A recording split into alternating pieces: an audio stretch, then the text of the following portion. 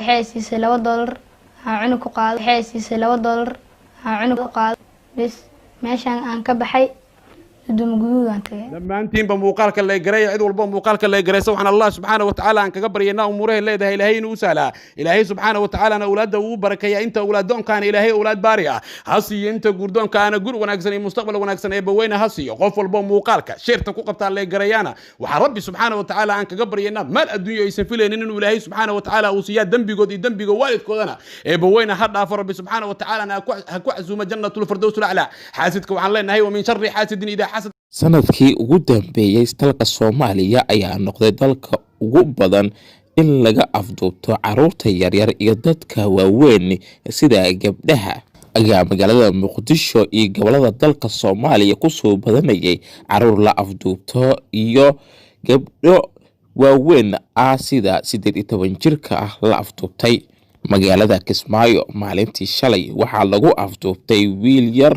oo da'diisa lagu qiyaasay ilaa 2 jir iyo 1 sano iyo bar cunug aad u da'yar ayuuna ahaa gabadhani aad u jeedaan ayaa ka soo xaday magaalada Kismaayo xaafada ka tirsan barnaamijkeena ayaad maanta ku daawan doontaan dadkani sida la iskaga ilaalin karo iyo meelaha ee ugu badan yihiin iyo waxyaabaha isticmaala maafiyada ee ku soo badatay dalka Soomaaliya gobolada saaidka ugu soo batay ragani caruurta xadaya iyo hadafka laga leeyahay caruurta la afduubto iyo dadka la afduubto intaan barnaamijka u gudogalin waxa si sharaf idin ka codsanaynaa inaad muuqaalkani like saartaan channelkana aad subscribe saartaan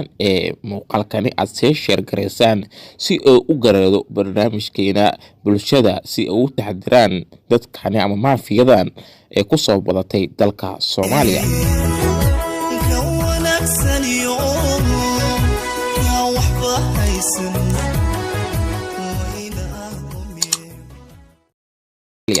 magaalada Kismaayo ayaa lagu qabtay gabadhani aad u jeedaan soo afduubatay ama shabkad ayada ee ka socotay ee halkaasi ee ku fashilisay gabadhani ayaa sheegtay waxaan nahnay shabakad isku xiran ee afduubata caruurta yaryar waxaa la soo wacay waxa walkii iska ahaa gabar guri joogta ah sida afkeeda ku sheegtay markaasi kadib markii la soo wacay ayaa lagu yiri waxa lagu hayaa shaqadaasi maxay tahay ayaan iri waxa lagu caruurta yaryar ee xaafadaha ee soo xad ee waxa lagu siinaya lacag gaaraysa $5,000 Mareykanka ah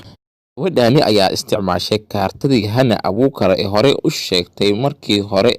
u sheegtay Hana Abuukar ee tiri markii hore waxaan u tagay qoys magaalada Muqdisho ka tirsan gaar ahaan degmada Waaberi ayaan u tagay waxaan sameeyay waxaan ku iri cidda inshaar ayaan u xirtay waxaan ku iri waxaan rabaa shaqo inaad siisaan cidii markii ay shaqada ay siiyeen ayana waxay ka afduubatay cunug yar ee sheegtay in ay qaadatay sidaad hore u daabateen muuqaalo horahan u soo gelinay Hana Abuukar ayadoo dhehayso cidii markaan u shaqo bilaabay ayana cunug aan ka xaday cidaasna waxaan ka dalbanayaa cafis ayay gabadhani sidii Hana Abuukar isticmaali jirtay ayay isticmaashay markii qoyska u tagtay in ay u shaqeynayso ayaa laga aqbalay shaqadii ayana kadib cunuga yar ee xaday gabadhani ayaa sheegaysa in ay jiraan group isku xiran oo ayada ay kamid tahay ee booliiska u sheegtay in ay u geeni doonto kooxdani maafiyada ah ee ka ganacsata caruurta yaryar ay sida la sheegay ayaa la geeyaa xarunta xalane si loogu baxsado beerka iyo kaliyaha si loo iibgeeyo dalka Faransiiska ayaa ahaa dalkii ugu badnaa dadka beerkooda ama wadnahooda lagu kala iibsado ayaa la xiray xaruntii ugu weyneed lagu kala iibsan jiray beerka iyo wadnaha dadka sharci dara ah ayaan loo kala iibsan jiray dadkaasi ayaa sameyn jiray in ay caruurta yaryar ama dadka soo afduubtaan ay beerkooda iyo wadnahooda ku iibsan jireen dalka Masar dalka Masar iyo dalka Faransiiska ayaa dalka ugu badan ee lagu kala iibsado dadka ama beerka iyo wadnaha dadka lagu afduubto kadibna la iibgeeyo waxaa jira magaalada Muqdisho maalintii shalay waxaa ka dhacay wiil yar oo da'diisa lagu qiyaasay 16 jir ilaa 17 jir ah sida uu sheegay wiilkaasi ayaana ka soo baxsaday dableedii afduubatay wiilkaasi da'da yaraa wuxuu sheegay wiilkaasi baabuurka uu fuulay in ay kula jireen dadyo aad u fara badan, dadkaasi oo u badnaaya wiilal da'diisa oo kale ah ayagoo cirbad lagu duray. wiilashii laga soo afduubtay u sheegay in ay ka baxsadaan kooxdani maafiyada ah ee soo afduubtay wiilkaasi. cirbadii asaga lagu durin, laakiin dhalinyartii la saarneed ayaa cirbadii lagu duray. ayuu sheegay in ay dhacdhacayeen wiilasha la saarnaan gaariga. ayuu sidaasi kusoo faktay wiilkaasi. dalka Soomaaliya iyo gobolada dalka Soomaaliya ayaa aad ugu soo badanayaan dadka la afduubta ama caruurta la afduubto. waxaa maalin dhabeeti la sheegay in gabar 18 jir ah la afduubtay, markaasi kadib ay sheegtay in ay ikhtiyaarkeeda u baxday. arintani ayaa ah arin lala yaabo oo wajiyo badan ee sameynaysa. dadka Soomaaliyeed waxaan u sheegaynaa in ay ka taxadiraan kooxahani maafiyada ay ku soo batay dalka Soomaaliya iyo gobolada dalka Soomaaliya iyo magaalada Muqdisho, in ay ka fajignoodaan ama caruurtooda ka ilaalsadaan markay iskuulka ay geenayaan iyo marka ay dugsiga quraanka ay geenayaan ee